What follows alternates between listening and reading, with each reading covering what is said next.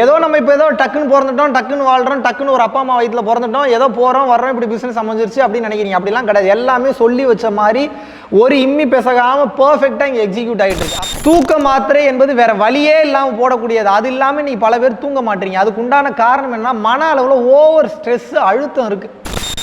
டெய்லியும் 4 நல்ல வார்த்தையை ஒரு 4 பேர்கிட்ட பேசுங்க. உங்களுக்கு வருதோ வரலையோ, அடுத்தவன் நம்மளை புகழணும், அடுத்தவன் நம்மளை நல்லா வச்சுக்கணும், அடுத்தவன் என்னைய பாராட்டணும், அடுத்தவன் நீ இப்படி வச்சுக்கணும் தான் நினைக்கிறீங்களே தவிர நீங்க அப்படி எத்தனை பேர் தெரிஞ்சு யோசிச்சு பாருங்க.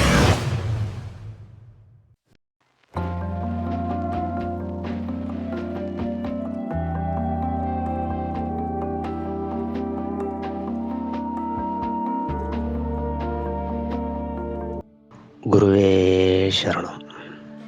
நீங்கள் பண்ணுற சேவைக்கு உங்களோட பாதம் பணிந்து நன்றி தெரிவிச்சுக்கிறேங்க. ஏன்னா பசி தீர்க்கிற ஒரு மாபெரும் பணியை இறைவனோட அடியாளாக இருந்து நீங்கள் செய்கிறத பார்க்கும்போது கண்ணில் தண்ணியை தவிர வேறு வார்த்தையே வர மாட்டேங்குதுங்க. ரொம்ப ரொம்ப ரொம்ப ரொம்ப நன்றிங்க. இது எல்லார் மனசுலேயும் இப்படி ஒரு தாக்கத்தை ஏற்படுத்தினது மிகப்பெரிய புண்ணியங்க. ரொம்ப ரொம்ப ரொம்ப ரொம்ப நன்றிங்க. குருவே சரணம். அனைவருக்கும் வணக்கம். நிம்மதியான தூக்கம் வர என்ன செய்வது அப்படின்றது தான் இன்றைய டாபிக்கு. இந்த நிம்மதியான தூக்கம் என்பது அவ்வளவு எளிதில் வாய்த்து விடாது. ஏனென்றால் மன அளவில் போன ஜென்மத்தில் நீங்கள் ஒருவரை காயப்படுத்தியிருந்தால் மன அளவில் பிரச்சனைகள் வரும். உடல் அளவில் ஒருவரை காயப்படுத்தியிருந்தால் உடல் அளவில் பிரச்சனைகள் வரும். அது போன ஜென்மத்திலையும் சரி, அதுக்கு முந்தின ஜென்மத்திலையும் சரி, இந்த ஜென்மத்திலையும் சரி. இப்போ நீங்கள் வாழ்ந்துட்டு இருக்கும்போது தெரிந்தோ தெரியாமலோ ஒருத்தரை மன அளவில் காயப்படுத்திங்கன்னா மன அளவில் அது உங்களுக்கு 100% ரிட்டர்ன் வரும். அதில் மாற்று கருத்தே கிடையாது. இப்படி தான் இந்த இறை சட்டம் இயங்கி கொண்டிருக்கிறது. இந்த மொத்த பிரபஞ்சமும் இப்படி தான் இயங்கிட்டு இருக்கு. அதை விட்டுட்டு இந்த ஒரு புரிதல் இல்லாமல் நம்ம என்ன நினச்சிக்கிறோம் அப்படின்னா, ஏதோ நம்ம இப்போ ஏதோ டக்குன்னு பிறந்துட்டோம், டக்குன்னு வாழ்றோம், டக்குன்னு ஒரு அப்பா அம்மா வயிற்றுல பிறந்துட்டோம், ஏதோ போகிறோம் வர்றோம், இப்படி பிஸ்னஸ் அமைஞ்சிருச்சு அப்படின்னு நினைக்கிறீங்க. அப்படிலாம் கிடையாது. எல்லாமே சொல்லி வச்ச மாதிரி ஒரு இம்மி பெசகாமல் பர்ஃபெக்டாக இங்கே எக்ஸிக்யூட் ஆகிட்டு இருக்கு. அப்படி இருக்குன்றப்போ நீங்கள் இந்த சூட்சமத்தை புரிஞ்சுக்கல, இந்த டயக்ராமை புரிஞ்சுக்கல, இந்த ஃபார்முலாவை புரிஞ்சுக்கல அப்படின்னா சாகிற வரைக்கும் உங்களுக்கு நிம்மதி என்பதே கிடையாது, தூக்கம் என்பது கிடையாது. பல பேர் தூக்க மாத்திரையை போட்டு படுக்கிறீங்க, தூக்கம் வரும். ஒரு கட்டத்துக்கு அப்புறம் தூக்குறதுக்கு ஆள் வரும். மைண்டில் வச்சுக்கோங்க. அப்புறம் தூக்குறக்கு ஆள் வந்துருச்சுன்னா போய் சுடுகாட்டில் படுக்க வேண்டியதுதான். அதுக்கப்புறம் உங்களுக்கு ஒரு எண்டு என்பதே கிடையாது. அப்படியே பிறந்து இறந்துகிட்டு இருப்பீங்க. தூக்க மாத்திரை என்பது வேற வழியே இல்லாமல் போடக்கூடியது. அது இல்லாமல் நீ பல பேர் தூங்க மாட்டீங்க. அதுக்கு உண்டான காரணம் என்ன? மன அளவில் ஓவர் ஸ்ட்ரெஸ், அழுத்தம் இருக்கு. உங்களுக்கு தூக்கம் வரணும்னா வேற வழியே கிடையாது.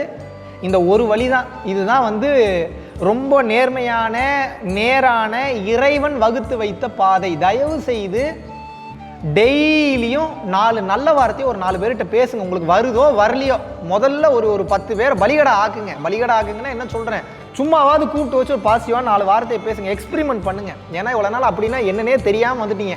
அடுத்தவன் நம்மளை புகழணும், அடுத்தவன் நம்மளை நல்லா வச்சுக்கணும், அடுத்தவன் என்னைய பாராட்டணும், அடுத்தவன் என்னை இப்படி வச்சுக்கணும் தான் நினைக்கிறீங்களே தவிர நீங்கள் அப்படி எத்தனை பேர்கிட்ட இருந்தீங்க யோசிச்சு பாருங்க. எல்லாருக்கும் எப்படிப்பட்ட ஒரு எண்ணம் இருக்குன்னா, அடுத்தவன் என்னை இப்படி வச்சுக்கணும், அடுத்தவனை இப்படி பார்க்கணும், அடுத்தவனை இப்படி புகழ்ந்து பேசணும், அடுத்தவன் மூலியமா எனக்கு நல்லா இருக்கணும், அடுத்தவன் எனக்கு இந்த பொருள் தரணும் தான் நினைக்கிறீங்களே தவிர நீங்க எத்தனை பேருக்கு அதை கொடுத்தீங்க? பிரபஞ்சத்தோட சட்டம் என்னன்னா, நீங்க என்ன கொடுக்குறீங்களோ பல மடங்கு அது திரும்பி வரும். அவ்வளவுதான கான்செப்ட். அப்ப நீங்க எத்தனை டைம் ஒரு நல்ல விஷயத்தை அடுத்தவங்களுக்கு கொடுக்குறீங்களோ அத்தனை டைம் அது உங்களுக்கு திரும்பி வரும். அது நல்லதா இருந்தாலும் சரி, கெட்டதா இருந்தாலும் சரி. தான் பேசிக்கான கான்செப்ட். அப்போ இந்த நிம்மதியான தூக்கம் வராத காரணம் என்ன? மன அளவில் ஏகப்பட்ட தாட்ஸ் ஓடிட்டு இருக்கு. ஸ்ட்ரெஸ் என்பது என்ன? அழுத்தம் தானே. எந்த அழுத்தம்? மன அழுத்தம். அந்த மன அழுத்தத்திலிருந்து உங்களுக்கு நிறைவு பெறணும்னா மனிதர்களோட சப்போர்ட் வேணும். மனிதர்களோட சப்போர்ட்னா என்ன? எனக்கு 4 வார்த்தை பேச நான் தெளிவாயிடுறேன். அந்த சப்போர்ட் இல்லை, கொடுக்குற தன்மைக்கு வரணும். பல சித்தர்கள் சொல்லிட்டாங்க, பல மகான்கள் சொல்லிட்டாங்க. அதை எதை கொடுக்கலாம்? மன அளவில் நல்ல வார்த்தைகளை கொடுக்கலாம், பாசிட்டிவான விஷயங்கள் பேசலாம். உங்கள் கூட இருக்கிறவன் ஒருத்தன் மேலே வளர்ந்து வரும்போதே அவனோட வளர்ச்சி பிடிக்காம அவங்ககிட்ட நல்லா பேசுறீங்க, உள்ளுக்குள்ள ஐயோ வளர்றானே எரியுது உங்களுக்கு.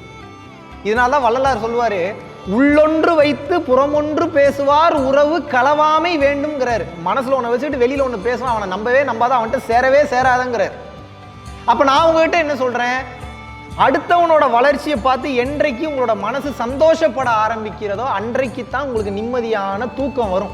தான் புள்ள நல்லா இருக்கணும், தான் குழந்தை நல்லா இருக்கணும், தான் புருஷன் நல்லா இருக்கணும், தான் வீடு நல்லா இருக்கணும், தனக்கு மட்டும் செயின் வேணும், தனக்கு மட்டும் நல்ல சாப்பாடு வேணும், தான் வீட்டு நாய் நல்லா இருக்கணும், தனக்கு மட்டும் வீடு நல்லா இருக்கணும், அடுத்த வீடு இடிஞ்சு போயிடணும். இப்படி நினைக்கக்கூடிய உங்களுக்கு எப்படி நிம்மதியாக தூக்கம் வரும்? நீங்கள் ஏற்றுக்கலனாலும் இதுதான் உண்மை, சத்தியமான உண்மை. இன்னைக்கு நீங்கள் என்னை வெறுத்தாலும் ஒரு கட்டத்துக்கு மேலே அடிபட்டு மிதிப்பட்டு எல்லாருனாலும் அசிங்கப்படுத்தப்பட்டு ஒரு கட்டத்தில் வந்து நிற்பீங்க. அன்னைக்கு நினச்சி பார்ப்பீங்க இதுதான் எண்டா உங்களுக்கு தெரியும். இப்போ அதனால தான் இப்போவே சொல்லித்தரேன். நிம்மதியான தூக்கம் வரணும்னா முதல்ல அடுத்தவங்க கிட்ட நல்ல வார்த்தைகளை பிரயோகப்படுத்துங்க, பாசிட்டிவாக பேசுங்க. ஆரம்ப கட்டத்தில் அது வராது. அடுத்தவன் வளர்றதை பார்க்கும்போதே உங்களே அறியாமல் அந்த பொறாம குணம் வரும், ஒரு வெறுப்பு வரும். அப்படி வெறுப்பும் பொறாம குணமும் ஒரு எண்ணம் எழும்போது அதை கவனிக்க ஆரம்பிங்க. அதுகிட்ட சொல்லுங்க, இப்படி நினைக்கக்கூடாது, தவறான விஷயம். அது ஒரு குழந்தை மாதிரி. இந்த குழந்தைய வேற மாதிரி வளர்த்து வச்சிட்டீங்க.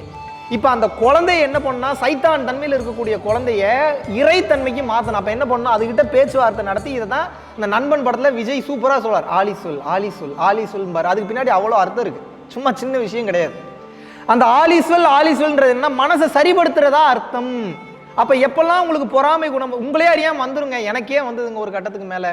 ஏன்னா அப்படி பழக்க வழக்கம் நம்ம பழகி வச்சிருந்தோம். அப்போ கொஞ்சம் கொஞ்சமாக அதை மாற்றும் போது நம்ம எடுக்கக்கூடிய அந்த எஃபர்ட் இருக்குது பார்த்தீங்களா, சின்ன விஷயமே கிடையாது.